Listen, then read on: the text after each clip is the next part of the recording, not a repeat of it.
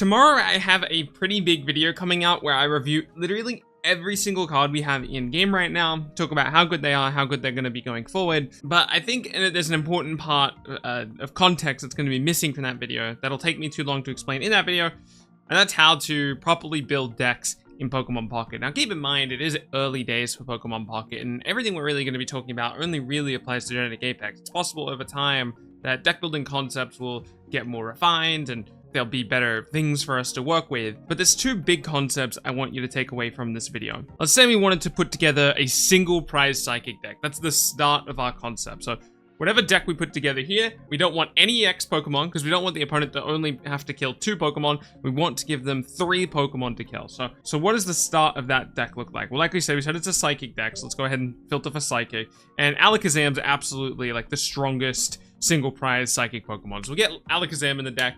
And you might be thinking, okay, well, with Alakazam, we're targeting Pokemon that have a lot of energy attached to them. It's not necessarily the case for Alakazam, but that might be a conclusion you come to. So as a result, you might go, okay, well, maybe we want to run Jinx as well. Because Jinx is doing the same thing, but for cheaper. Not doing it as well, but it's cheaper. And it's only a basic Pokemon, so you don't have to evolve or anything like that. And then you might look at something like Alakazam and goes, oh, he's got kind of an expensive attack. Maybe I want to run the Gardevoir line so we can get some energy ramp going on as well, right? And boom, we've got a deck. And I guess we'll throw some trainers in there. You gotta have your Oak, you gotta have your Bowl, and we'll get X speed. So that might be something a player builds around the concept of having a single prize deck. Now, there's a couple problems that arise with this deck, and it's all about the fundamental mechanics of how Pokemon Pocket works. Pokemon Pocket, at the start of the game, forces you to draw at least one basic Pokemon in your opening hand. Now, I don't know exactly what's going on behind the scenes there. I don't know if you just draw a hand and if you don't have a basic Pokemon in it, they give you a basic Pokemon, or if they just secretly mulligan until you have a basic Pokemon. But regardless of how it functions, when we have so many basic Pokemon, we're basically making our deck extremely inconsistent. If we've built our deck around this Alakazam card, and we've put in a Gardevoir to make it go faster, we've actually decreased the odds of Alakazam doing what he wants to do because the odds of him being in play are decreased. We might lead the game with something like a Ralts, which, Ralts is fine, I guess. It's not what our deck wants to be doing, though. And the same thing goes for this Jinx. Why do I want to invest 2 energy onto this Jinx if my end goal is to put the energy on Alakazam and deal more damage? I'd much rather just go for the Alakazam and increase my odds of finding my Abra, and then my Kadabra, and then my Alakazam. So I'm just going to go ahead and delete that deck for now. Let's take a look at some of the decks that have become meta already in Pokemon Pocket. And let's look at some of the decisions they've made. So Mewtwo Gardevoir is a really popular deck. I think this is a really strong deck as well. This deck is built around Gardevoir, using Psy Shadow on Mewtwo. Mewtwo discards 2 energy from this Pokemon, but between your attachment for the turn, and then also the Psy Shadow effect on Gardevoir, the idea is that we should be able to use Mewtwo's effect repeatedly. Now, this is a stage 2 Pokemon, so it's kind of hard to get online, but we only ever need one of them online, and we really want to start the game with Mewtwo EX. So what people have done as optimizing this deck, they've just cut one of the Ralts. They still run double Curlier and double Gardevoir with the objective of finding the Gardevoir line most consistently, or as consistently as possible, but we don't want to start with Ralts in play. Remember, at the start of the game, we're guaranteed to find one basic Pokemon, so we're going to find either one copy of Mewtwo, or we're going to find a Ralts. Then our deck runs 2 Pokeballs, so we're kind of running more copies of Mewtwo and Ralts than it seems like we're running. Let's say we start the game with both Mewtwo's in our opening hand, we didn't find Ralts, we're really sad about that. Well, still, among the rest of our deck contains 3 Ralts. We don't actually contain 3 Ralts, obviously we only contain the 1 Ralts, but the 2 Pokeballs are a second or third copy of Ralts. Even if we don't have the Mewtwo in our opening hand, we just start the game with Mewtwo, no other basic Pokemon in our hand. The other 2 Pokeballs, or the first Pokeball is a 50% chance to find the Ralts that we're looking for, and the second Pokeball is a 100% chance to find the Ralts we're looking for. Every single time we add a basic Pokemon to our deck, we're decreasing the chances of us finding the basic Pokemon for the card that we actually are building our deck around. So as a result, every deck building decision you make should be centered around the idea of limiting the number of basic Pokemon you have. So if we go back to this single prize Psychic deck as an example, obviously I have to run my Abras, I have to run my Kadabras, and I have to run my Alakazam. You actually might not need both Abras, but we'll go back to that in a second. And now I want to look at all of the trainers that this deck wants. Because I know, hey, I definitely want my Alakazam line. Now I'm going to go look at my trainers I want. I'm probably going to want Sabrina. Sabrina's probably going to be pretty good for Alakazam. Double Pokeball is probably good for Alakazam. Obviously we want double Pokeball, we want double Oak. What's our retreat costs looking like? We have a 1 cost retreat on Kadabra, and I assume a 2 cost here. Yeah, 2 cost here, but don't worry, we don't need to be rotating Alakazam out very often. We can go for the X speed. I don't know if we need Potion. I'm a big 1 red card fan. So those are the cards we absolutely want in our deck. So we've got 5 slots to play around with now. We know that we want to hit this Alakazam card every game. You might be thinking, well, we want to hit this card every game. Now we need to add Meowth, right? We want to add Meowth because Meowth draws us cards. But the problem is, Meowth is messing with that opening hand math, and he's messing with our Pokeball math as well. Now, it might be the case that Alakazam is so good and carries the game so often that running the Meowths is worth decreasing our opening hand math. And it might even be the case that we would prefer to have Meowth. Now, this is a very unique deck that's built around specifically Alakazam, and Alakazam is like a hyper carry card and only is worth the 1 prize card, so it actually might be the case that Meowth is worth it in this deck. In fact, just eyeballing it, this might be the ideal ratio of Pokemon for this deck. I'm not saying it is, but I could conceivably see a world where it is. We probably always run the Abra, actually. Abra is just pretty good. I'm just going to chuck in a couple potions and a Giovanni, and that'll round out my deck. This is a much better deck than the first deck that we built. We're much more consistently going to hit Alakazam. We have a much more clear vision of what our deck wants to be doing every single game. I don't know if I love the 2 Meowths. There might be better options, but this is a much better starting point than what we had originally. I'm going to play a game from this, and I'm not going to show the whole game. I'm just going to kind of, if something pops up, I'll kind of talk about some of the deck building decisions that helped us along the line. And then I'm going to go over another concept that we need to talk about as well. So let's go random match. All right, up against Elix. We're going second. Probably good news for our deck, because now we get to lead with Meowth, and we get to start drawing cards. Found an Ekans, so probably versing the Ekans Pidgey deck. Seeing a lot of Ekans Pidgey. Yeah, Ekans Pidgey. Found Sabrina, which isn't too bad for us. Let's first Oak. We love doing some research. We find a potion, and we find the Alakazam. We attach return for payday, and we start looking for Abra. Or a Pokeball. You know, Pokeball goes hard. Find another potion. We already have 7 cards in hand, but we're already 9 cards deep into our deck on turn 1. Sucks that he's going to be hitting us for 20 here. We really want to find Abra this turn. There we go, okay. Find Abra. We can attach for turn on Abra. Oh, you know what's funny? The Meowth actually got us to Abra in time. We wouldn't have got to Abra here. We wouldn't have got to the second Abra here if it wasn't for Meowth. We would be 1 card behind and we wouldn't have found the Abra. That's kind of fun to think about, actually. Alright. Meowth, draw a card. Oh, the opponent has an Arbok now, though. The opponent's probably regretting not running red card right now. Alright, our Meowth is dead. Now we push the Abra. We are weak to dark types, which is kind of sad. We can Pokeball out the Abra. And then we can do some researching.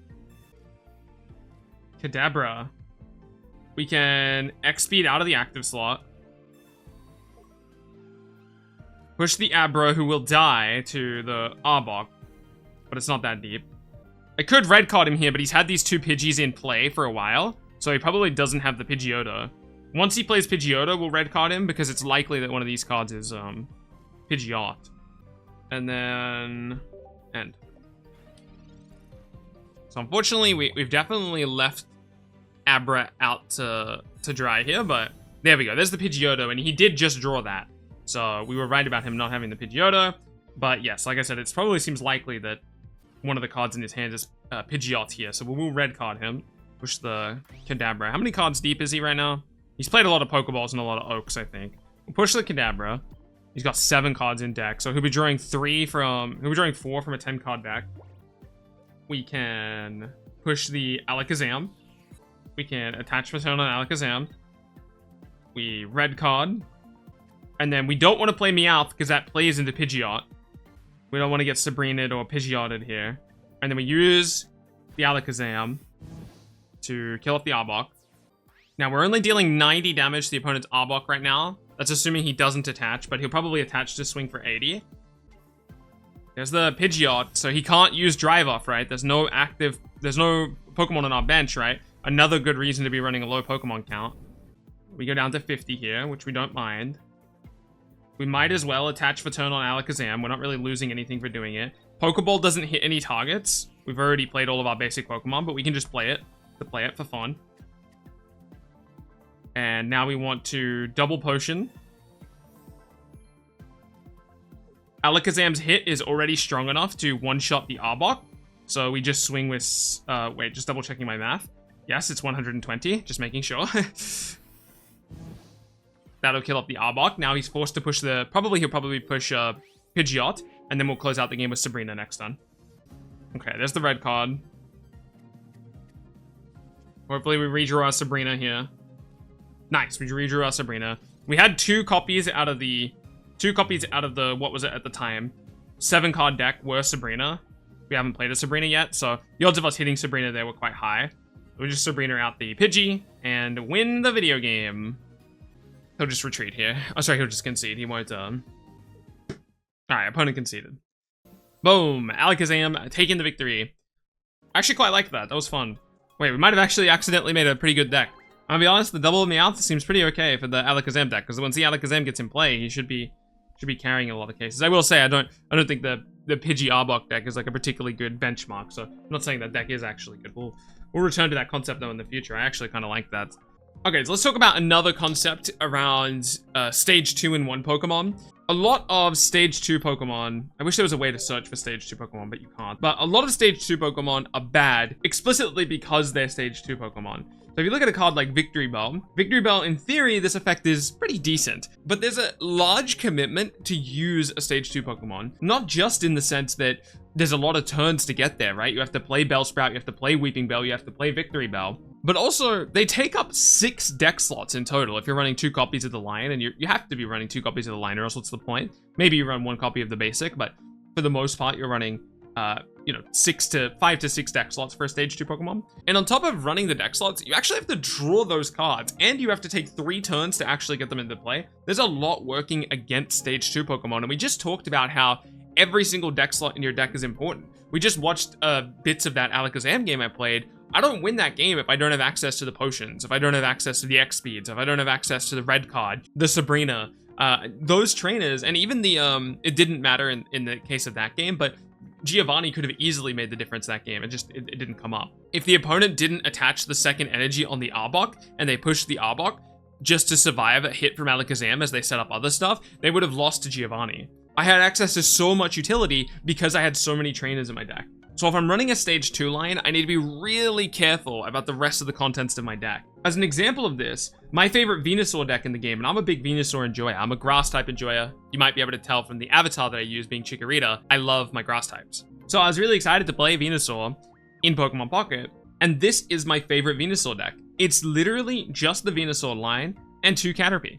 The reason we're running the 2 Caterpie is to help us find the Venusaurs or the part of the Venusaur line that we're missing. It's kind of like a Meowth, but better for the deck, because we're specifically searching for the stuff to get us to our Venusaur. As soon as Venusaur's in play, he's winning the game. So we just need to get Venusaur in play, or at least he's winning the game most of the time. So it's all about just fighting to get Venusaur onto the board. But that wasn't the starting point for Venusaur decks. In fact, even that deck, I started like this. Well, not like this.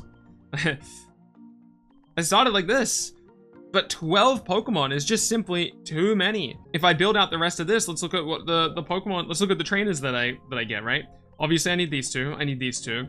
I probably need this to get Caterpie out of the active slot if I need to. Maybe it's less important. Let's say that's not as important. I definitely need double Potion. I definitely want double Erica to keep my Venusaurs alive. Well now, because I'm running the Butterfree line, this Metapod, these 2 Metapods, and these Butterfree are taking up 4 deck slots. If I take these out, what do I get to run now?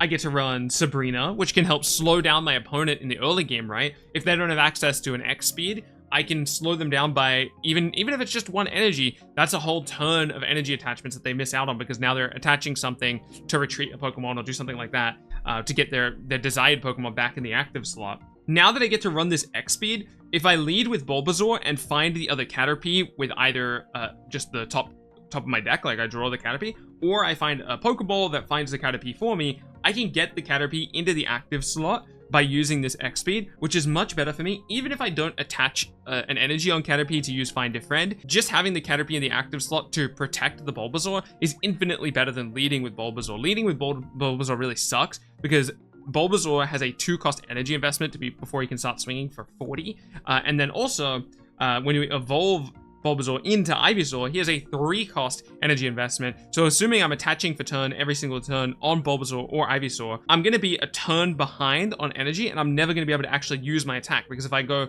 second, I play Bulbasaur, I've got Bulbasaur in the active slot, I attach for turn. When I'm on my second turn here, if I evolve into Ivysaur, I'm not going to be able to use the Vine Whip on Bulbasaur. So I'm going to have to attach again onto Ivysaur to be able to use his attack, and by then I'll be going into Venusaur, in which case both Ivysaur and Bulbasaur did nothing. So I hate leading with Bulbasaur, right? So being able to use X-Speed to get him out and swap into Caterpie, that's a piece of utility that now I only have access to because I cut Metapod and because I cut Butterfree. Now, that's not to say Stage 2 Pokemon are unplayable or anything like that, because like I said, Venusaur is good. But if you're running a Stage 2 Pokemon, let me just search for like HP 150, or I guess it shouldn't have been 150 there. It should have been like 300, and this should be like 150, then boom. So it's not to say that Stage 2 Pokemon are unplayable. In fact, a lot of Stage 2 Pokemon are pretty good. Venusaur's pretty good. Charizard's pretty good. Blastoise is, yeah, he's alright. Dragonite's really good. But what you'll notice about Dragonite, Venusaur, and Charizard is they're all Stage 2 Pokemon that once they hit the board and they're doing their job, they're winning the game actively, right? Once they're in play, it's over. Charizard's hitting for 200. He's one-shotting everything in the game. Venusaur has 190 health, has access to Erica, has access to Giant Bloom. He's got a lot of healing. He'll just sit in the active zone and KO enemy Pokemon like no one's business. Dragonite, obviously Draco Meteor is really good. Dragonite survives a hit from Mewtwo at 160 health.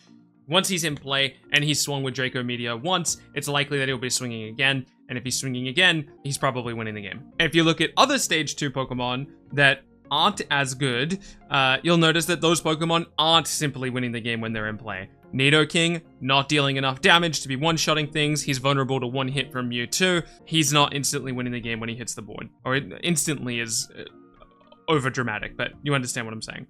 Poliwrath. Sure, his effect is good, but 150 health makes him too vulnerable to Mewtwo, and his damage output isn't enough that he's strictly just winning the game when he hits the board. Now, there's other utility that Poliwrath has. 2 of his attacks here, or 2 of his energy here is colorless, and then the rest of his line is actually, I don't know if you've noticed this though, it's kind of something interesting about the Poliwrath line, is the entire line is colorless until you hit the Poliwrath. So you could run a non-water deck with Poliwrath and then use something like Misty to get to Mega Punch. I'm not saying that's a good deck, but it's just something to keep in mind about Poliwrath. It'll be exceedingly rare that in Pokemon Pocket, good decks will contain 2 sets of Stage 2 cards. So when you add a Stage 2 card to your deck, keep in mind that the rest of your deck should contain either basic Pokemon or a Stage 1 card. And you're kind of pushing it with a Stage 1 card. The only cards... Look at the best deck in the game right now. Well, a lot of people consider this the best deck in the game right now. All they've done is they've gone to the water screen. They've picked the best basic Pokemon to start the game with. In this case, Articuno EX. And then they've just gone to this trainer menu. And they've gone 2 of these, 2 of these, 2 of these, 2 of these. 2 of these. 2 of these. 2 of these. 2 of these. And then, 2 of these. But now some people are doing a bit of an optimization where now they're running Starmie EX because it's a very aggressive card, it's a very strong card. So maybe instead of running double Hand Scope, they'll run, and red card, they'll run 1 red card, double Starmie, 1 Staryu. And that'll be, and that way you still have a greater than 50% chance to start the game with Articuno EX. Sometimes you start with Staryu, but then you find Starmie and you go really aggressive with it. But yeah, the only reason this deck functions is because they have a really low basic Pokemon count. And personally, I think the whole reason the whole reason Lapras EX, one of the data mined cards, is going to be really strong is because instead of having to run this basic Pokemon that is a single prizer, we can just run double Lapras EX in this deck, chuck in the second red card, then we don't care what we start the game with. Heck, you could even just run 1 Lapras EX, and we've still got kind of a similar thing going on. Heck, it might even be the case that we run 1 Articuno EX and 2 Lapras EX because the healing is so good. But yeah, anyway, those are just some deck concepts that I want you to keep in mind when you think about how to build your decks in Pokemon Pocket. Keep your basic Pokemon count low. If your deck contains a Stage 2, do not add another Stage 2. Your total basic Pokemon count should be probably no more than 4. Your total number of Pokemon should probably be no more than 10, and that way you can maximize the number of really good trainers you can have in your deck. There are going to be exceptions to this, like Pikachu EX is obviously a card that wants access to more lightning bodies, so you need to have more basic Pokemon and more Pokemon in general than what you would normally run in a deck. So this is kind of an exception to the rule as opposed to the rule. So yeah, just keep some of those concepts in mind when you think about different Pokemon to include in your deck, and what Pokemon are good. And yeah, those are just some deck building principles that I thought were worth going over. Thank you so much for watching. Keep being awesome, and I will catch you in the next one.